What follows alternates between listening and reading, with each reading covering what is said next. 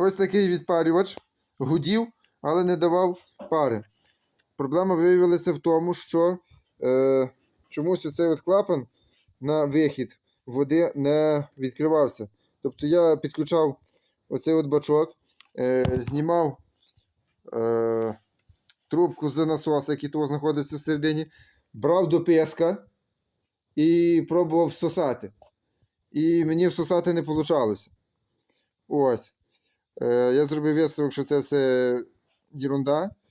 Взяв трубку від системи медичної, просверлив ось там от отвір, бачите?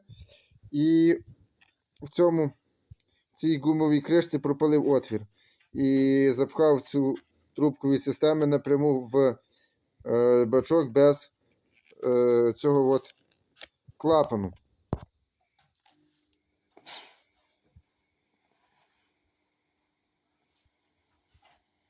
Бачимо, що вже працює.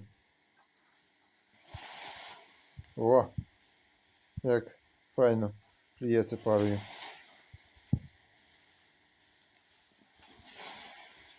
Ух, як гортає.